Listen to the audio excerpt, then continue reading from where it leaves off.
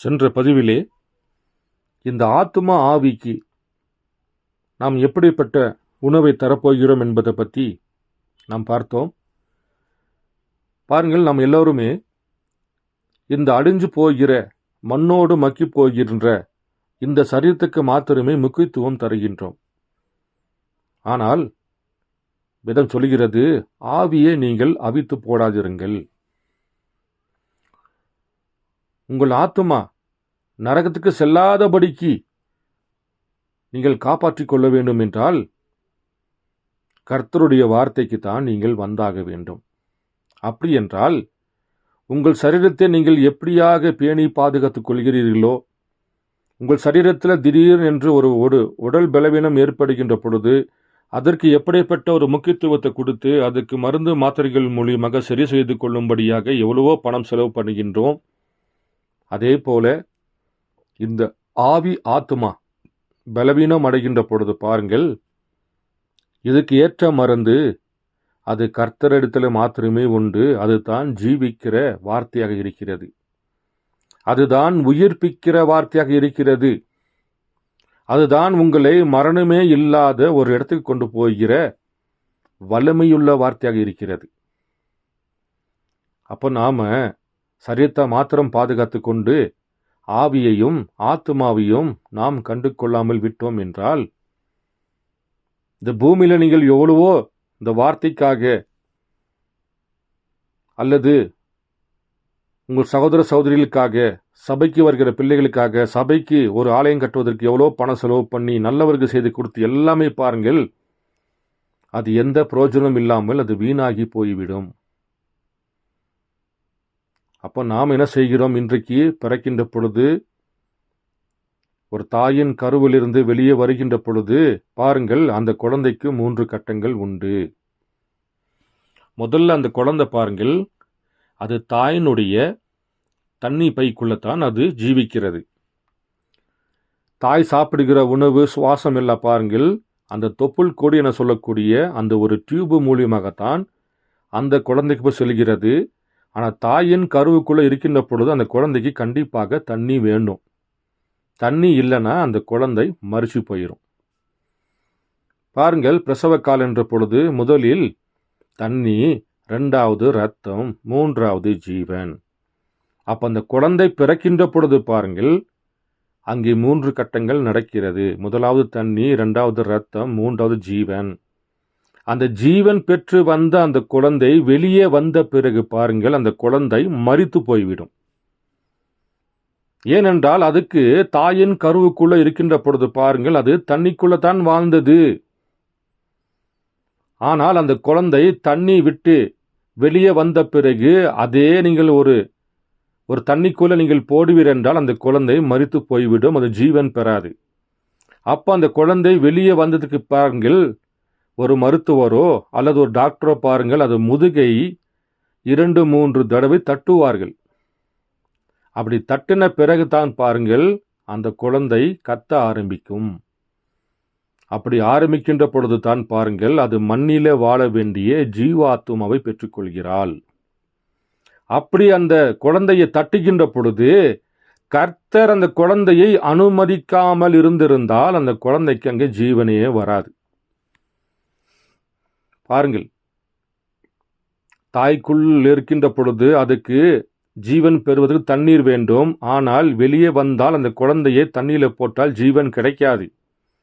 அப்போ இந்த தாயின் கருவை விட்டுட்டு வெளியே வந்தோனே பாருங்கள், அது பூமியில வாழ வேண்டும் என்றால் அதுக்கு தண்ணீர ஜீவன் கிடைக்காது. பாருங்கள், அது கர்த்தர் கொடுக்கிற ஜீவனாக இருக்கிறது.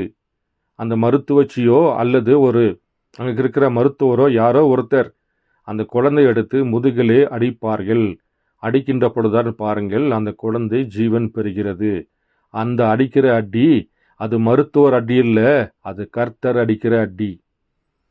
கர்த்தர் இந்த உலகத்திலே யாரை பிறக்க வேண்டும் என்று கர்த்தர் முன் குறித்திருக்கிறாரோ, யாரை அனுமதிக்கிறாரோ அந்த பிள்ளைகள் இந்த பூமியில பிறக்கின்ற பொழுது பாருங்கள் கர்த்தர் தான் அந்த குழந்தையை அடிக்கின்றார். அப்படி அடித்த குழந்தை பாருங்கள் பிறக்கின்ற பொழுது பாவியாக பிறக்கிறாள், நரகத்துக்காக பிறக்கின்றாள். அப்படி பிறந்து வந்த அந்த குழந்தையை பாருங்கள்,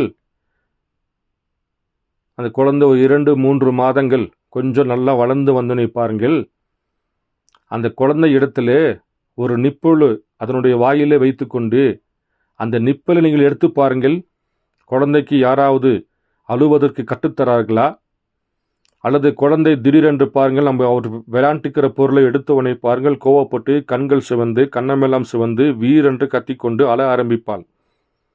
அந்த குழந்தைக்கு யார் சொல்லித்தரோமா, நீ கோவப்படு, இப்படி அழுது காட்டு, அல்லது உன்னுடைய முகத்தை இப்படி வச்சுக்கோ என்று யாரை சொல்லித் தருகிறார்களா? இல்லை. ஏனென்றால் அது ஜென்ம சுவாபம். ஒரு குழந்தை பூமியில் பிறக்கின்ற பொழுது அது தன் தாயை போல தகப்பன் போல ஒரு உருவத்தில் இருக்கலாம். அந்த சுவாபங்கள் பாருங்கள், அது தாயை போல தகப்பன் போல குடும்பத்தில் வந்திருக்கிற யாரோ ஒருத்தருடைய ரூபத்தின் பிரகாரமாகவும் ஒரு சாயலு பிரகாரமாகவும் அதனுடைய சுவாபம் பாருங்கள், தன் தாய் தகப்பன் போல குடும்பத்தை போல ஒரு சுவாபத்தை பெற்றுக்கொள்கிறது. அதுதான் ஜென்ம சுவாபம். அப்போ நம்ம 3வது கட்டத்தில் வருகின்ற பொழுது நம்ம எப்படி இருக்கின்றோம் பாருங்கள், மரணத்துக்கு ஏற்ற பாடியாக இருக்கின்றோம். பாருங்கள், நான் ஒரு செய்தியிலிருந்து நான் வாசிக்கிறேன். பாருங்கள், எபிரேயர் 2ஆம் அதிகாரம் 3வது பாகம் என்ற செய்தியிலே வருடம் நீங்கள் பார்ப்பீர் என்றால் 57:10 2வது மாதம் கொடுக்கப்பட்ட செய்தியிலே, அதாவது எபிரேயர் 2வது அதிகாரம் 3வது பாகத்தில் 278வது பேரா முதல் நான் வாசிக்கிறேன். இப்போ நாம் எல்லாம் இந்த பூமியில ஒரு மிருகத்தினுடைய சாயலை தான் பெற்றுக்கொண்டிருக்கின்றோம். பாருங்கள், மனிதனிடத்திலிருந்து குரங்கு வந்ததென்று அநேக விதமான விஞ்ஞானிகள், அநேக விதமான ஆராய்ச்சியாளர்கள் அதை தேடி கண்டுபிடிப்பதற்காக முயற்சி பண்ணி கொண்டிருக்கிறார்கள். ஆனால் மனிதனுக்கும் குரங்குக்கும் இடைப்பட்ட ஒரு மிருகதான் சர்ப்பம். அதை தேவன் ஏதேன் தோட்டத்திலேயே அந்த மிருகத்தின் உருவத்தை தேவன் மாற்றிவிட்டு விட்டார். ஆனால் நாமெல்லாம் யாரா இருக்கின்றோம்? நாமெல்லாம் ஒரு பாலூட்டி வகையை சேர்ந்தவர்கள். ஒரு ஆடு எப்படி குட்டி போட்டு பால் குடிக்கிறது, ஒரு குரங்கு எப்படி ஒரு குட்டி போட்டு பால் குடிக்கிறது, அல்லது ஒரு யானை எப்படி குட்டி போட்டு ஒரு பால் குடிக்கிறது, அந்த மாதிரியான ஒரு பாலூட்டி வகையை சேர்ந்தது தான் இந்த மனிதனுடைய இனமாக இருக்கிறது. நம்முடைய இனம், நம்முடைய சாயலு ஒரு மிருகத்தின் சாயலை போல இருக்கிறது. நம்முடைய கை விரலை பாருங்கள், ஒரு குரங்குக்கு எப்படி இருக்குமோ அப்படிதான் நம்முடைய கை விரலும் இருக்கிறது. நம்முடைய கால் விரல் நீங்கள் பார்ப்பீர் என்றால் ஒரு கரடிக்கு இருக்கிற கால் விரலை போல இருக்கிறது. ஏனென்றால் தேவன் நம்மளை பாருங்கள் மிருகத்தின் சாயலாகத்தான் பூமியிலே தேவன் அனுமதித்திருக்கின்றார். பாருங்கள், இது முக்கியமான ஒரு பேரா நான் வாசிக்கிறேன். உங்களிடத்தில் புக் இருக்கின்ற பொழுது கண்டிப்பாக எடுத்து நீங்கள் வாசித்து கர்த்தருடைய மகிமையான காரியங்களை பெற்றுக்கொள்ள வேண்டும்படி நான் விரும்புகிறேன். மறுபடியும் சொல்கின்றேன், எபிரேயர் 2ஆம் அதிகாரம் என்ற செய்தியில 3வது பாகம் 278வது பேரா. இப்பொழுது தேவனிடத்திலிருந்து புறப்பட்டு சென்ற அந்த லோகோஸ், அது லோகோசாய், அது ஒரு சரீர வடிவில் உருவாக துவங்கினது. இந்த சரீர வடிவமே வேத பண்டிதர்களின் போதனைகளில் தேவனிடத்திலிருந்து புறப்பட்டு சென்ற லோகோஸ் என்று அழைக்கப்பட்டது. பாருங்கள், தேவனிடத்திலிருந்து புறப்பட்டு வந்த லோகோஸ் ஒரு சரீர வடிவில் உருவாகின போது பாருங்கள், அது சரீர வடிவமே வேத பண்டிதர்களின் போதனைகளில் தேவனிடத்திலிருந்து புறப்பட்டு சென்ற லோகோஸ் என்று அழைக்கப்பட்டது. வேறு வார்த்தைகளில் கூறினால், அதற்கான ஒரு மேலான வார்த்தையில் கூறினால், நாம் அதை ஒரு ஆவிக்குரிய சரீரம் என்று அழைக்கிறோம். அதாவது மகிமைப்படுத்தப்பட்ட ஒரு மானிட சரீரமே ஆவிக்குரிய சரீரமாய் உள்ளது. பாருங்கள், முதலாக லோகோஸ் ஒரு மனித உருவில் ஒரு உருவத்தை ஏற்றுக்கொள்கின்ற பொழுது பாருங்கள், அது மகிமைப்படுத்தப்பட்ட ஒரு மானிட சரீரமாக லோகோஸ் உடைய சரீரமாக இருக்கிறது. அப்போ இந்த சரீரத்தான் பாருங்கள், முதலாவது ஆதாம் சிருஷ்டிக்கப்பட்டான். எப்படி சிருஷ்டிக்கப்பட்டான்? தேவ சாயலாகவே சிருஷ்டிக்கப்பட்டான். அவன் தேவனை போலவே சிருஷ்டிக்கப்பட்டான் என்று வேதம் போதிக்கிறது. அப்போ வார்த்தையாகி அந்த லோகோஸ், அந்த அக்னி ஸ்தம்பம் தான் பாருங்கள், ஒரு உருவத்தை எடுத்துக்கொள்கின்ற பொழுது அது லோகோஸ் உடைய தேஃபன பாடியாக மகிமைப்படுத்தப்பட்ட ஒரு மானிட சரீரமாக இருக்கிறது. அந்த சரீரத்தால் பாருங்கள் கர்த்தர் நின்று கொண்டிருந்தார். தன்னுடைய மகனாகிய ஆதாமை தன்னுடைய சாயலாகவே சிருஷ்டித்தார். இதுதான் முதலாவது பாடி. அது அதனுடைய மகிமை அடைந்த நிலையில் இருக்கும். ஆனால் அது மானிட சரீரத்தின் ரூபத்தில் இருந்தாலும் புசிக்காது, அது தண்ணீர் குடிக்காது. ஆனால் நாம் இந்த சரீரத்தை விட்டு சென்றவுடனே நமக்காக காத்து கொண்டிருக்கின்ற ஒரு சரீரமாய் அது உள்ளது. பாருங்கள், அது பார்ப்பதற்கு மனித ரூபத்தில் இருந்தாலும் தேஃபன பாடியில் புசிக்க முடியாது, தேஃபன பாடியில் தாகம் எடுக்காது. ஏனென்றால் அது பார்ப்பதற்கு மனிதன் போலவே இருக்கும். ஆனால் அது மகிமைப்படுத்தப்பட்ட சரீரம். இப்போ முதலாம் ஆதாம் முதல் சரீரத்திலிருந்தது மகிமைப்படுத்தப்பட்ட சரீரத்தில் தான் முதலாவது ஆதாமுடைய சரீரமாக இருந்தது. அவன் மூன்றாவது சரீரத்துக்கு டிரான்ஸ்ஃபர் ஆகி வந்தார். இப்போ நாம பிறக்கின்ற பொழுது ஆதாமை போல முதல் சரீரத்தில் பிறக்கல, ஆதாமுடைய மூன்றாவது சரீரமாகிய மரணம் என்ன சொல்லக்கூடிய சரீரத்துக்குள்ள பிறக்கின்றோம். இப்போ இந்த மகிமைப்படுத்தப்பட்ட சரீரத்துக்கு நாம் வர வேண்டும் என்றால் நம்ம மூணாவது பாடிக்கு கடந்து வர வேண்டும். பாருங்கள், நான் மேலும் வாசிக்கிறேன். ஆனால் அது மானிட சரீரத்தின் ரூபத்தில் இருந்தாலும் புசிக்காது, அது தண்ணீர் குடியாது. ஆனால் நாம் இந்த சரீரத்தை விட்டு சென்றவுடனே நமக்காக காத்து கொண்டிருக்கின்ற ஒரு சரீரமாய் அது உள்ளது. இப்பொழுது நாமோ அங்கே அந்த சரீரத்துக்குள்ளாக பிரவேசிக்கின்றோம். அந்த விதமான ஒரு சரீரத்தில்தான் தேவன் இருந்தார். ஏனென்றால் அவர் நமது சாயலாகவும் நமது ரூபத்தின்படியையும் மனுஷனை உண்டாக்குவோமாக என்றார். இப்பொழுது மனிதன் அந்த சரீரத்துக்கு உள்ளான போது அவன் மச்சங்கள், பறவைகள் மற்றும் வெளியின் மிருகங்களை ஆளுகை செய்கிறவனாய் இருந்தான். ஆதியாகமம் 2ஆம் அதிகாரத்தில் நீங்கள் வாசிக்கலாம். நிலத்தை பண்படுத்த எந்த மனுஷனும் இருந்ததில்லை என்று கூறப்பட்டிருந்தது. அவர் மனுஷனை ஆணும் பெண்ணுமாக சிருஷ்டித்தார். ஆனால் நிலத்தை பண்படுத்த எந்த மனுஷனும் இருந்ததில்லை. பாருங்கள், அப்போ இந்த முதல் பாடி, இரண்டாவது பாடி மண்ணினால உருவாக்கப்பட்டு வந்திருந்தாலும் அவனுக்கு மரணமே இல்லாத ஒரு வாழ்க்கையாக இருந்தது. பறவைகள், மச்சங்கள் எல்லாத்தையும் ஆளுகை செய்யக்கூடிய ஒரு குட்டி தேவனாகத்தான் ஆதாம் எதிர்த்தொடத்தில் இருந்தான். ஆனால் அப்பொழுது பூமியில பாருங்கள், நிலத்தை பண்படுத்த, நிலத்தை சரிப்படுத்த எந்த மனுஷனுமே இல்லை, ஆதாம் மாத்திரமே இருந்தான். அதன் பின்னர் தேவன் மனுஷனை பூமியின் மண்ணிலிருந்து உண்டு பண்ணினார். அவர் ஒரு மனித குரங்கிற்கு உள்ளதை போன்று ஒரு கரத்தை அவனுக்கு அளித்தார். பாருங்கள், மனுஷனை பூமியின் மண்ணிலிருந்து உண்டு பண்ணினார். அவர் ஒரு மனித குரங்கிற்கு உள்ளதை போன்று ஒரு கரத்தை அவனுக்கு அளித்தார். அவர் ஒரு கரடிக்கு உள்ளதை போன்று ஒரு பாதத்தை அவனுக்கு அளித்தார். அவர் அவனுக்கு அளித்து அவர் அவனை அந்த சாயலாக உண்டு பண்ணினார். பாருங்கள், நாம் எல்லாம் எப்படி இருக்கிறோம்? மிருக சாயலாக இருக்கின்றோம். குரங்கு போலவே நம்முடைய கைகள், கரடியின் கால்களை போலவே தேவன் நமக்கு கால்களை உருவாக்கி, பாருங்கள், மிருகத்தின் சாயலாகவே தேவன் இந்த பூமியிலே பாருங்கள் அவர் படைக்கின்றார். அவர் அவனை அந்த சாயலாக உண்டு பண்ணினார். இந்த பூமிக்குரிய சரீரமோ மிருக ஜீவனின் சாயலில் உள்ளது. இப்போ நாம் எங்கே இருக்கிறோம்? இந்த மூணாவது பாடியில் இருக்கிறோம். இந்த மிருகத்தின் சாயல உள்ள பாடியில தான் நாம் இன்றைக்கு வாழ்ந்து கொண்டிருக்கின்றோம். அப்போ இந்த பாடியை நாம கடந்து முதலாவது பாடி ஆகிய மகிமைப்படுத்தப்பட்ட பாடிக்கு செல்ல வேண்டும் என்றால் நமக்கு 3 கட்டங்கள்.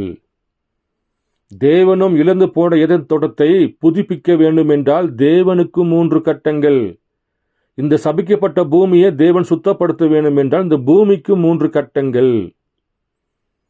பாருங்கள், தேவன் எப்படியாக 3 தேவன் பரிபூர்ணம் அடைகிறார். அப்ப நாம இந்த அப்பா அம்மா ஒரு இன்பத்தினாலே பூமிக்கு பிறக்கின்ற பொழுது பாருங்கள், நம்ம 3வது பாடியாகிய மிருகத்தின் சரீரமாக, மிருகத்தின் சாயலாகத்தான் நாம் இங்கே பிறக்கின்றோம். பாருங்கள், மேலும் வாசிக்கிறேன். அவனை அந்த சாயலாக உண்டு பண்ணினார். இந்த பூமிக்குரிய சரீரமோ மிருக ஜீவனின் சாயலில் உள்ளது. அதே விதமான மூலப்பொருளிலிருந்து உண்டாக்கப்பட்டிருக்கிறது. உங்களுடைய சரீரம் ஒரு குதிரையைப் போல அல்லது ஒரு நாயைப் போல அல்லது அதை போன்றோ எந்த ஒரு காரியத்தையும் போல அதே விதமான மூலப்பொருள்களிலிருந்து உண்டாக்கப்பட்டிருக்கிறது. அதாவது மனிதனுடைய பாடி, இன்றைக்கு நாம் வாழ்ந்து கொண்டிருக்கின்ற நம்முடைய சரீரம் ஒரு குதிரையை உருவாக்குன அதே மண்ணு தான், ஒரு நாயை உண்டாக்குன அதே மண்ணு தான், அல்லது எந்த விதமான மிருகத்தை உண்டாக்கின அதே மண்ணு தான். அந்த மண்ணிலிருந்து தான் தேவன் மனிதனை உருவாக்கினார். அது சுண்ணாம்பும் சாம்பலும் தாது எண்ணெய் இயலாக ஒளி போன்றவற்றிலிருந்து உண்டாக்கப்பட்டிருக்கிறது. நீங்கள் இல்லை, எல்லாமே மாம்சம் ஒரே மாம்சமா? அது ஒரே வித மாம்சம் அல்ல, அது வித்தியாசமான மாம்சமாய் உள்ளது. ஆனால் மாம்சம் பாருங்கள், ஒரே மாதிரியான மாம்சம் அல்ல, அது வித்தியாசமான மாம்சமாய் உள்ளது. ஆனால் அது பூமியின் மண்ணிலிருந்து உண்டாக்கப்பட்டிருக்கிறது. அங்கிருந்தே அது உண்டானது. பாருங்கள், அப்போ தேவன் மிருகத்தை உண்டாக்குவதற்கு எந்த மண்ணை எடுத்தாரோ அதே போல பாருங்கள், இந்த பூமியிலே நாம் தேவ சாயலுக்கு பதிலாக மிருக சாயலில் இருக்கின்ற பொழுது பாருங்கள், அதே மண்ணினத்தான் இன்றைக்கு நாம் பூமியிலே 3வது கட்டமாகிய மரணம் என்ன சொல்லக்கூடிய அந்த சரீரத்தில் நாம் வாழ்ந்து கொண்டிருக்கின்றோம். ஆனால் ஒரு மிருகத்திற்கும் ஒரு மனிதனுக்கும் இடையே உள்ள வித்தியாசம் என்னவென்றால், தேவன் ஒரு மனிதனுக்குள் ஒரு ஆத்துமா வைத்தார்.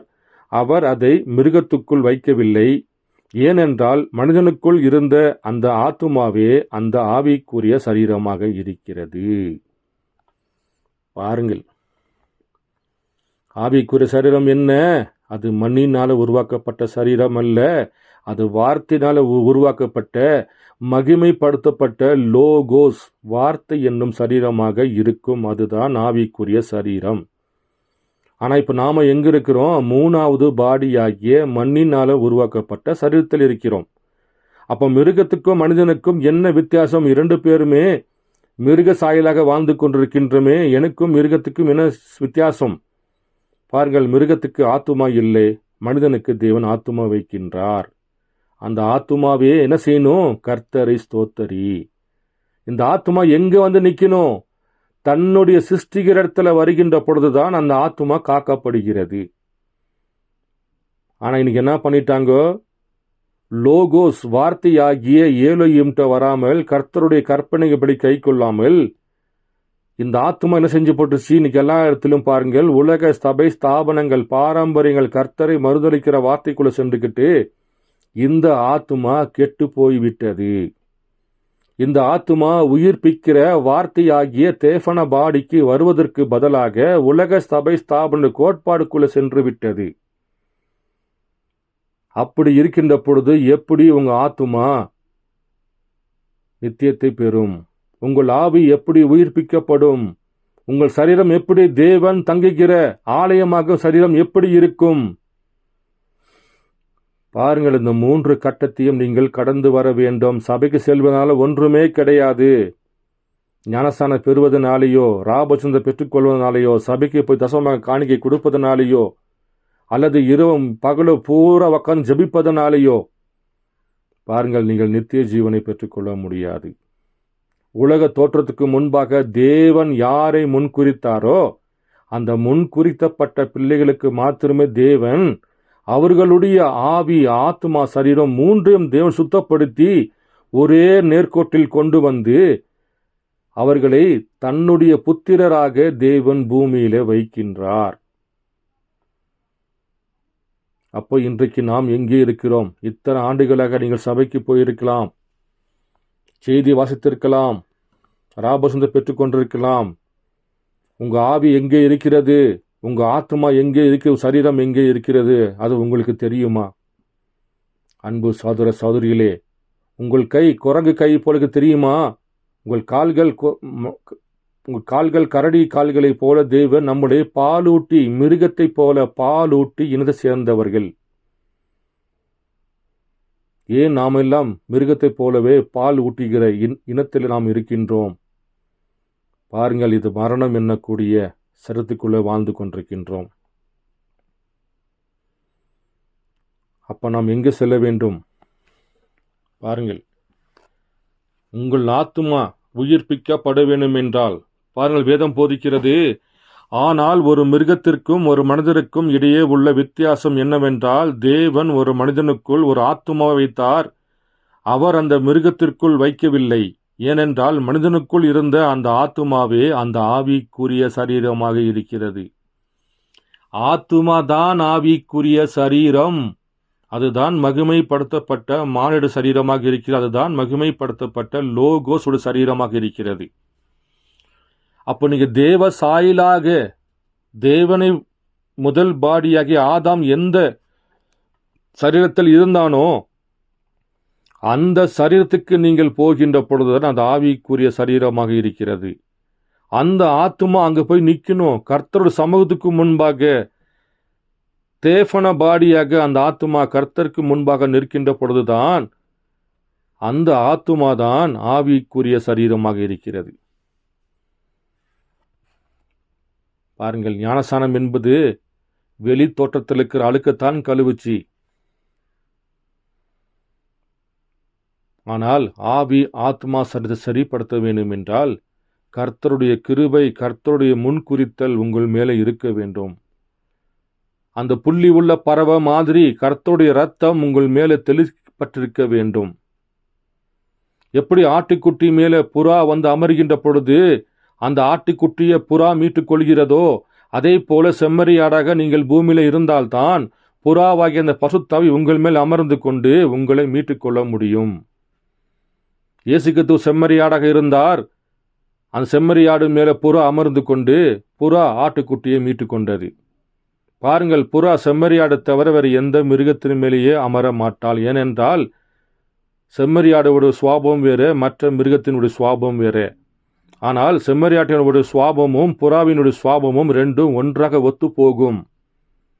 ஆனால் ஒரு புறாவுடைய சுவாபமோ அல்லது ஒரு காட்டு எருமையுடைய சுவாபமோ ஒத்து போகாது. அதே போல இன்றைக்கு நாம் செம்மறியாடாக கர்த்தரால் முன்குறிக்கப்பட்ட பிள்ளையாக நாம் இந்த பூமியில இருக்கின்ற பொழுது செம்மறியாடு தன்மை நம்மளுக்குள் இருந்தால்தான் இந்த பசுத்தாவியாக புறா நம்ம மேல் அமர்ந்து கொண்டு நம்மளை மீட்டு கொள்ள முடியும். பாருங்கள், அப்போ நம்ம இந்த மூணாவது பாடியில வாழ்ந்து கொண்டிருக்கின்றோம். மரித்து போகிற சரீரத்தில் வாழ்ந்து கொண்டிருக்கின்றோம். இந்த மரித்து போகிற மண்ணோடு மண்ணா மக்கி போகிற புழுவும் பூச்சிகளும் நம்மளை சதையை தின்ன போகிற இந்த புழு பூச்சாக மாறப்போகிற நம்முடைய சரீரத்துக்காக நீங்கள் எவ்வளவு செலவு பண்றீர்கள்? எத்தனை விதமான ஆடைகள், எவ்வளவோ செலவு பண்ணி கால்களுக்கு செப்பலாகவும் ஷூவாகவும் பெல்ட்டாகவும் இப்படிப்பட்ட அனைத்து விதமான நகை நட்டுகள், முகத்துக்கு வர்ணம் பூசுவது, கமல் போடுவது, நெக்லஸ் போடுவது, கைக்கு காப்பு போடுவது, இப்படிப்பட்ட எத்தனையோ அலங்காரங்கள், எவ்வளவோ கோடிக்கணக்கான செலவு பண்ணி பாருங்கள் உங்கள் உடம்பை நீங்கள் பாதுகாத்து கொண்டிருக்கிறீர்கள். அதில் ஒரு கீறல் விழுந்தா, ஒரு எலும்பு உடைந்தா எவ்வளவோ பணம் செலவு பண்ணி அதை சரி செய்து கொண்டு அதில் ஏற்படுகிற தழும்புகள், அந்த தழும்பு கூட இருக்கக்கூடாது என்று பாருங்கள் எத்தனை வகையான கிருமிகளை போட்டு அந்த தழும்பை இல்லாதபடிக்கு பாதுகாத்து கொள்ள அவ்வளோ நீங்கள் பிரயாசப்படுகிறீர்கள். அது மாத்திரமல்ல, எத்தனை உணவு வகைகள் காலையில், மத்தியானம், நைட்டு, இன்னும் வேறு சில நேரத்தில் ஒரு டீ சாப்பிடும்பொழுது எத்தனை வகையான நாக்குக்கு ருசியை போல உணவு சாப்பிட்டு கொண்டு சரீரத்தை பாதுகாத்துக் கொள்கிறீர்கள். அதுக்கு ஜீரணம் ஆகிறதுக்கு மாத்திரை எடுக்கிறீர்கள். இப்படியெல்லாம் சரீரத்தை பார்த்து கொண்டிருக்கிற நீங்கள் உங்கள் ஆத்மா பலவீனம் அடைகின்ற பொழுது, உங்கள் சரீரம் அதாவது உங்களுடைய ஆவி சோர்ந்து போகின்ற பொழுது அதுக்கு எத்தனை வேலை சாப்பாடு தருகிறீங்க? எத்தனை விதமான உணவை நீங்கள் ஆத்மாவுக்கும் ஆவிக்கும் நீங்கள் தருகிறீர்கள்? அப்போ அந்த ஆவி ஆத்மா சோர்ந்து போகின்ற பொழுது எதை கொண்டு அதுக்கு உணவாக நீங்கள் தரப்போகிறீங்க? ஒரு சரீரம் மாத்திரம் பாதுகாத்து கொண்டா பரலோகம் போயிட முடியுமா? அப்போ ஆத்மாவை பாதுகாத்து கொள்ளணுமே, ஆவியும் அவித்து போடாமல் இருக்கணுமே. மீட்கப்படும் நாளுக்கென்று முத்திரை கொடுக்கப்பட்ட பசுத்தாவியை நீங்கள் துக்கப்படுத்தாமல் இருக்க வேண்டுமே. அப்போ துக்கப்படுத்தாமல் இருக்க வேண்டும் என்றால் அந்த ஆவிக்கு நீங்கள் தருகிற உணவு என்னவாக இருக்கும்? இப்போ இந்த ஆத்துமா தேஃபன பாடி சொல்கிறாரு, மகிமைப்படுத்தப்பட்ட சரீரம்தான் ஆத்துமா என்று சொல்கிறாரு. அப்போ அந்த ஆத்துமாக்கு வேண்டிய உணவை நீங்கள் எத்தனை நேரம் குடிக்கிறீங்களா, எத்தனை மணிக்கு குடிக்கிறீங்க, அதுக்கு என்ன விதமான உணவை தரீங்க? பாருங்கள், யாருமே சிந்திப்பதில்லை, எந்த போதகரும் போதிப்பதும் இல்லை, எந்த சபை ஸ்தாபன கோட்பாடுகளும் உங்களுக்கு போதிப்பதில்லை. கஷ்டம் இருந்தால் சர்ச்சைக்கு வாங்க, கஷ்டத்தை போக்கிடுவார். திருமணம் ஆகலையா, சர்ச்சைக்கு வாங்க, தேவன் திருமணம் பண்ணி வச்சிருவார். வேலை கிடைக்கலையா, சர்ச்சைக்கு வாங்க, தேவன் வேலையை கொடுத்துருவார். வீடு இல்லையா, சர்ச்சைக்கு வாங்க, தேவன் வீடை கொடுப்பார். இப்படித்தானே ஒவ்வொருத்தரை கூப்பிட்டு கொண்டிருக்கிறீர்கள். யாரையாவது உங்கள் ஆத்துமா நித்திய ஜீவன் பெறும்படிக்கு நான் அதுக்கு வழி காட்டுவேன் என்று யாராவது சொல்லி கூப்பிட்டு இருப்பாங்களா? இல்லை நாம தான் போய் நான் சபைக்கு போகிறேன், என் ஆத்துமா நித்திய ஜீவனை பெற வேண்டும் என்று சபைக்கு போகிறேன் நாம யாராவது ஒரு சபையை தேடி போயிருப்போமா? பாருங்கள், அப்படிப்பட்ட ஒரு காரியம் பூமியில் நடக்கவே இல்லை. பிதாவானவர் ஒருவனை இழுக்காவிட்டால் குமாரனிடத்தில் ஒருவனும் வர மாட்டான். இந்த இடத்துக்கு எந்த போதகரும் உங்களை கூட்டிட்டு போக முடியாது. எந்த விதமான சபை கோட்பாடுகளும் மனித ஞானங்களும் பாரம்பரியங்களும் நீங்கள் ஞானசாந்தத்தை பெற்றுக்கொண்டு உங்கள் சபைகளிலே ஒரு அங்கத்தினர் என்று சொல்லக்கூடிய அந்த ரிஜிஸ்டர் பேப்பரில் சைன் போடுறீங்களே, அந்த போட்ட சைன் அந்த டாக்குமெண்ட் உங்களை பரலோகம் கூட்டிட்டு போகாது. பிதா ஒருவன் இழுக்காவிட்டால் குமாரனிடத்தில் ஒருவன் வரான். இயேசு கிறிஸ்து மாம்சத்தில் உட்கார்ந்திருக்கிறார், சாதாரண மனிதனாக உட்கார்ந்துட்டு இருக்கிறார். இரவும் பகலுமாக காத்து கொண்டிருந்த அப்போஸ்தலர்களாகிய முன்பாக இருந்த பரிசேயர்கள், சதுசேயர்கள், ஆசாரியர்கள் நின்று கொண்டிருந்தார்கள். பேதுருவை காட்டிலும் அவர்கள் பக்தி வைராக்கியம் உள்ள வேதத்தை இரவும் பகலுமாக படித்து கொண்டிருந்த பிள்ளைகள். மெஸ்ஸியா இப்படித்தான் வருவார் என்று எதிர்பார்த்து கொண்டிருந்த ஆசாரியர்களாக இருந்தார்கள். மோசே பிரமாணங்களை கீழ்ப்படிந்து கொண்டு பயபக்தியாக நடுக்கத்தோடும் 100% நீதிமானாக வாழ்ந்து கொண்டிருந்தார்கள். பேதுருவோ படிப்பறிவில்லாதவன், மீன் பிடித்து கொண்டிருந்தான், கரடு முரடான கோபத்தில் பேசுகிற ஒருவனாக இருந்தான், எழுத படிக்க தெரியாது. தேவன் 2 பேர்த்திட்டு போய் நிற்கிறார். ஆசிரியன் அவர் பார்த்து, பரிசேயன் அவர் பார்த்து பெயல்செபூல் என்று சொல்லிவிட்டான். அவரை கொல்வதற்கு வகை தேடினான். ஆனால் பேதுரு தேவன் கேட்கின்றார், பேதுருவே, நீ என்னை யார் என்று சொல்கிறாய்? பாருங்கள், உடனே பிதா பரிசுத்த ஆவி அவருக்குள்ள வாசம் செய்து மாம்சத்தில் வெளிப்பட்ட இந்த இயேசு தாப்பா கிறிஸ்து என்ற வெளிப்பாட்டை பேதுருக்கு தருகின்ற பொழுது, பேதுருவே, இந்த இரத்தமும் மாம்சமும் வெளிப்படுத்தவில்லை, பரலோகத்துக்கு என் பிதாதான் இந்த மாம்சத்தில் வெளிப்பட்ட மனிதனாகிய இந்த இயேசுவை கிறிஸ்து என்று உனக்கு வெளிப்படுத்தி காண்பித்தார். இந்த வெளிப்பாட்டின் மேலே என் சபை கட்டுவேன்.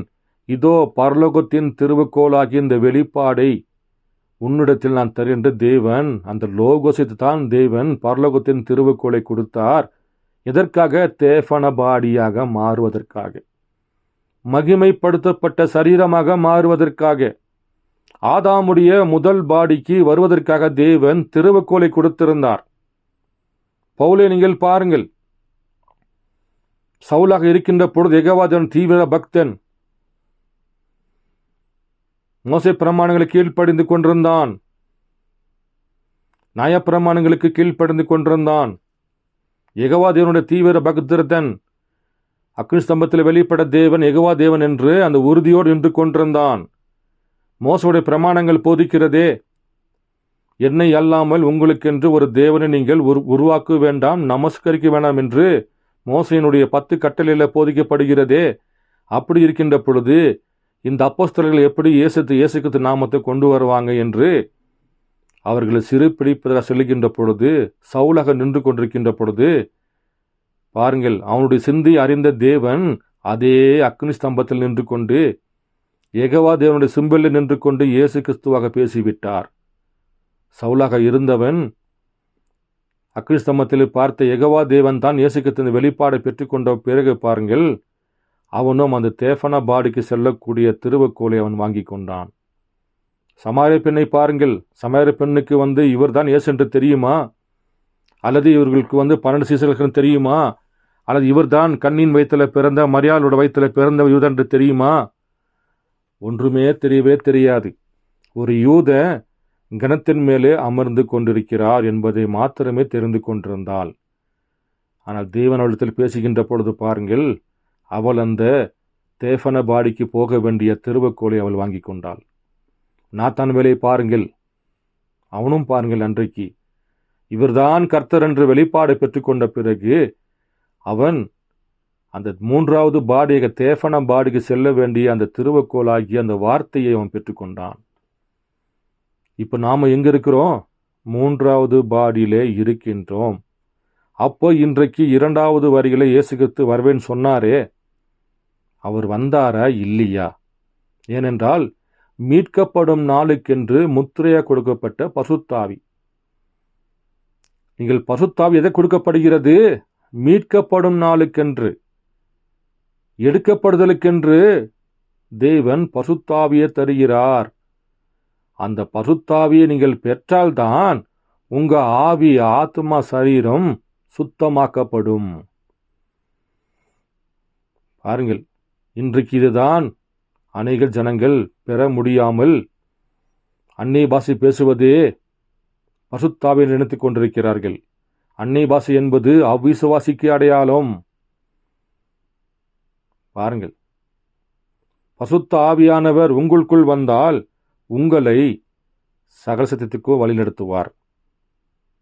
மறந்து போன காரியங்களை உங்களுக்கு நினைப்பூட்டுவார் என்று யோவான் 16:13 சொல்லுகிறது. சத்திய ஆவி, பசுத்தாவியை நீங்கள் பெற்றுக்கொண்டார் என்றால் கர்த்தர் உங்களை வார்த்தைக்குத்தான் வழி நடத்துவார். உலக சபை ஸ்தாபன கோட்பாடுக்கு அல்ல, மனிதன் ஞானுக்கள் அல்ல, பாரம்பரியத்துக்கு அல்ல. பாருங்கள், அப்போ நம்ம 3வது பாடியாகி அந்த மரணத்துக்கு சரீரமாக நின்று கொண்டிருக்கின்றோம். இந்த பாடி எங்கே செல்கிறது? மரணத்துக்கு செல்கின்றது. நாம் இந்த வெளி தோற்றத்துக்குத்தான் முக்கியத்துவம் தருகின்றோம். உள்ளே இருக்கிற ஆவிக்கும் ஆத்மாவுக்கும் நாம் கண்டு கொள்வதே இல்லை. அப்படி கண்டு கொள்ளாமல் இருந்தால் நாம் எப்படி நித்திய ஜீவனை பெற முடியும்? நித்திய ஜீவன் பெற என்ன செய்ய வேண்டும்? நீ மறுபடியும் பிறக்க வேண்டும். மறுபடியும் பிறத்தல் என்பது என்ன? இன்றைக்கு மாம்சத்தில் வெளிப்பட்ட இயேசு கிறிஸ்துவை அடையாளம் கண்டு கொள்வதே மறுபடியும் பிறப்பு. வெளிப்பாடு என்பது என்ன? இன்னைக்கு மாம்சத்தில் வெளிப்பட்ட இயேசு கிறிஸ்துவை கண்டு கொள்வதே இன்னைக்கு வெளிப்பாடாக இருக்கிறது. நித்திய ஜீவன் என்பது என்ன? இன்றைக்கு மாம்சத்தில் வெளிப்பட்ட இயேசு கிறிஸ்துவை அடையாளம் கண்டு கொள்வதே நித்திய ஜீவனாக இருக்கிறது. பாருங்கள் அன்பு சகோதர சகோதரிகளே, இந்த ஆவி, ஆத்மா, சரீரம் என்ற செய்தி மிக பெரிய சாப்டர். இது 2-3 பதிவில் சொல்லவே முடியாது. தொடர்ந்து நீங்கள் கேட்டு வாருங்கள். ஏனென்றால் நாம் இப்போ எங்கே இருக்கிறோம், எத்தனாவது பாடியில் இருக்கிறோம் என்பதை நீங்கள் அறிந்து கொள்ள வேண்டும் என்பதற்காகத்தான் இந்த 2 பதிவுகளை பாருங்கள். ஆதாமை குறித்தும் நம்முடைய பாடியை குறித்து பேசியிருக்கிறேன். வருகிற பதிவில் தான் அவர் எந்தெந்த செய்தியில் அந்த ஆத்மா, ஆவி, சரீரத்தை பற்றி என்னென்ன பேசியிருக்கிறார் என்பதை பற்றி நான் உங்களுக்கு விளக்கி காமிக்க முடியும். அன்பு சகோதர சகோதரிகளே, இப்போ நாம் இருப்பது 3வது சரீரத்தில் இருக்கின்றோம். நாம் 2வது சரீரத்துக்கு டிரான்ஸ்ஃபர் ஆகி 2வது சரீரத்திலிருந்து பலப்பட்டு மறுபடியுமாக 3வது சரீரத்துக்கு டிரான்ஸ்ஃபர் ஆகும்போது தான் நித்திய ஜீவன் ஆகிய மகிமைப்படுத்தப்பட்ட சரீரத்துக்குள்ள 1வது ஆதாமுடைய பாடிக்கு செல்ல முடியும். அப்போ தான் நீங்கள் ஏதேன் தோட்டத்தில் வாழ முடியும். நீதிமானாக்கப்படுதல், பரிசுத்தமாக்கப்படுதல், பரிசுத்தாவியோட அக்னி நாசத்தை பெற்றுக்கொள்கின்ற பொழுதுதான் ஒரு மனிதனுக்கு 3 கட்டங்கள் முடிவடைகிறது. தேவனுக்கும் பாருங்கள், பிதாவாகவும் குமாரனாகவும் பரிசுத்தாவி என்று 3 யுகமாக 3 காலங்களாக தேவன் வெளிப்பட்டு அவரும் அந்த 3லே தன்னை பரிபூர்ணப்படுத்தி கொள்கிறார். இந்த பூமி பாவத்தின் நிமித்தமாக சபிக்கப்பட்டிருக்கிறது. அப்போ இந்த பூமியை பரிசுத்தப்படுத்த வேண்டும் என்றால் தேவன் இந்த பூமியை பாருங்கள் 3 கட்டங்களாக சுத்தப்படுத்துகின்றார். பாருங்கள், ஏனென்றால் இந்த 1000 வருட அரசாட்சியில் பூமியும் சுத்தமாக இருக்க வேண்டும், கர்த்தருடைய பிள்ளை சுத்தமாக இருக்க வேண்டும் என்று பாருங்கள், தேவன் அநேக விதமான காரியங்களை செய்தியில் வைத்திருக்கின்றார். செய்தியை யாருமே வாசிப்பது இல்லை. ஒரு சகோதரன் ஒரு வார்த்தை எடுத்து போதித்தால் அல்லது ஒரு பேரை சுட்டி காண்பித்தால் அதை எடுத்து நீங்கள் தயவு செய்து வாசித்து பாருங்கள். இது உயிர்ப்பிக்கிற வார்த்தையாக இருக்கிறது. நீங்கள் நித்திய ஜீவனை பெற்றுக்கொள்ள வேண்டும் என்றால் என்னுடைய வேத வார்த்தைகளை நீங்கள் ஆராய்ந்து பாருங்கள். அதில் தான் உங்களுக்கு நித்திய ஜீவன் வேதம் போதிக்கிறது. அப்போ நீங்கள் எங்கே வர வேண்டும்? வார்த்தைக்குத்தான் வர வேண்டுமே தவிர மனிதன் எண்ணத்துக்கு அல்ல, சபை கோட்பாடுகளுக்கு அல்ல, பாரம்பரியத்துக்கு அல்ல. ஜீவிக்கிற வார்த்தையாகிய உயிர் தருகிற வார்த்தையாக உயிர்ப்பிக்கிற வார்த்தை, இந்த வார்த்தைக்கு தான் நாம் வந்தாக வேண்டும். அப்படி வருகின்ற பொழுது தான் பாருங்கள், நம்ம இந்த 3வது பாடியிலிருந்து 2வது பாடிக்கு செல்ல முடியும். அடுத்த பதிவில் நாம் பார்ப்போம். கர்த்தர் உங்களை அதிகமாக ஆஸ்வதிப்பாராக.